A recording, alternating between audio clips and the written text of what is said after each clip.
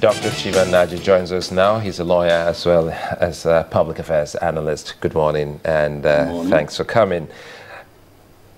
Is this ever going to stop? Getting a bailout, and you thought you were out of that, and you get to hear also from the CEO of states saying that they also need more bailout.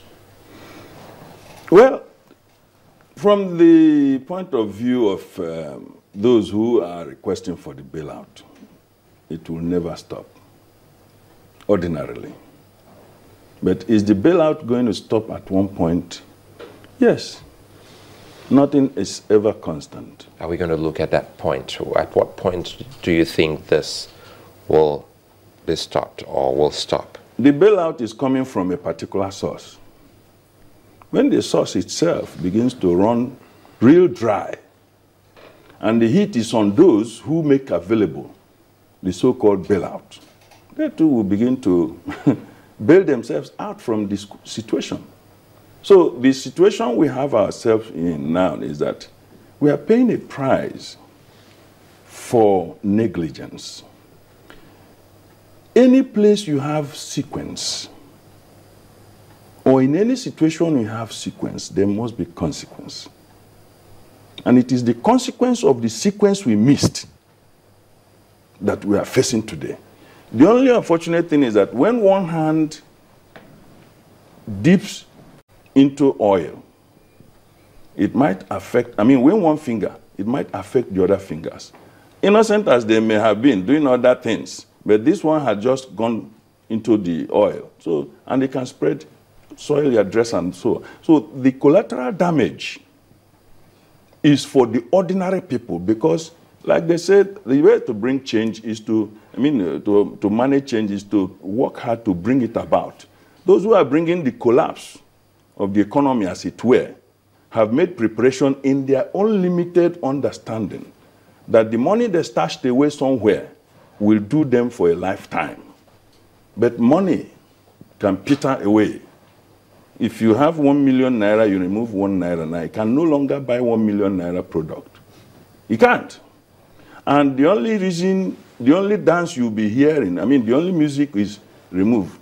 Because once you remove 1 naira, the next thing is that you remove 1 naira. Take, for example, somebody who is in a serious problem. You start selling your personal effect. There's no end to that. You will sell everything and take a walk. So that is what is going to happen. The states are not creative. The process of selecting people who manage our affairs are based on sentiments. So it goes back to our leadership recruitment process. I just made a statement outside this set. If you say people go to Oxford, people go to, and that they have good products, the pre-selection process, you can't come to an A school and get an idiot, because the admission processes would have sifted you out. That is a simple process. If a company is doing very well, it is because their pre-selection processes is so organized, or processes are so organized in such a manner that it does not look at your face, so objectively constructed that it goes for those variables that make for success in the situation you must find yourself. But what do we have here?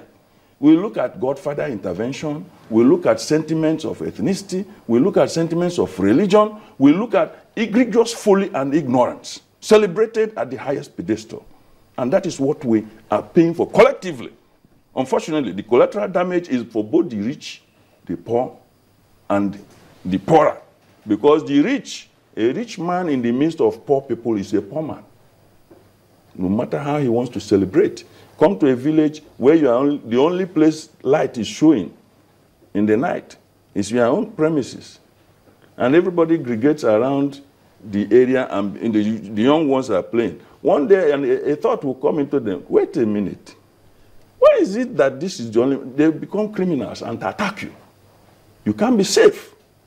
So the best thing is that our collective welfare is better. And you go to sleep when your neighbor is happy, the other person is happy. But if you know that your neighbor is not happy, and it could be remotely traced that you had a hand in his discomfort, Even if you have no hand, when hunger comes, it affects reason. Hunger affects reasoning. And the man will be looking for any object to blame other than himself. You know, but I'm just wondering, you say that this goes back to the leadership recruitment process. In fairness to some of the governors, they have tried to be creative.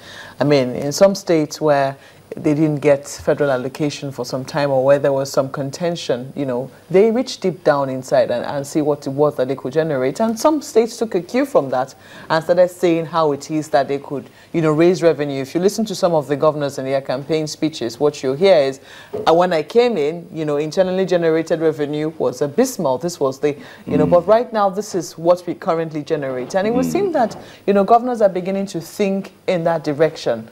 But we're still not quite there yet. Is it that we did not think that this time was going to come so soon? Well, you see, governance is not about self-adulation. No father or mother, no parent comes before the children to aggrandize themselves with the fact that they have provided lunch. Share responsibility. What is about governance? Governance is not about cost control alone. Just like management is not in the control of expenses alone. It is in escalating your revenue resources to make sure that the level of comfort that is supposed to be, you know, maintained by people that have been used to it is maintained. Then you can plug loopholes for wastages. If you serve your children maybe a particular beverage and some other snacks in the morning, and the revenue is, you know, your resources are coming down and can make do with the snacks without some beverages and all that, they will begin to raise questions. As a good parent, it is your business to ensure that if you were working 10 hours, you move to 14 hours. They didn't beg you to come into their life. You brought them, and you cannot punish them. Nobody begged anybody to come and become governor. You must have some qualifications. Because if you don't have content, you can't affect context. And what we are talking about, the contextual nature of governance. The man who must affect the context of his governance must have content in himself. You don't have to be an economist. You don't have to be a physicist. What we want is that you are schooled or taught yourself governance. As I sit down here, I do not have to restrict myself to law. Because if I enter taxi, I will not be discussing law with the taxi driver. A physicist doesn't have to restrict himself to dy dx. Because that will be talking jargon if you are outside the circumstance where you have to deliver that. So what we are saying is that you must educate yourself. Sit down some of these governors, ask them to 30 minutes interview, 30 minutes hardcore interview on governance. They will fail. Because what they are used to is killing their opponents, muzzling everybody. If you talk from this angle, they say you have been sponsored. They think that people who agitate all the time are sponsored. Even in the height of their own personal discomfort, you do need to be sponsored when you are hungry. Something inside you will instigate you to do something. And it is insulting to wave it away that some people are sponsoring. It is the hunger that sponsors people. Yes! That's Yes.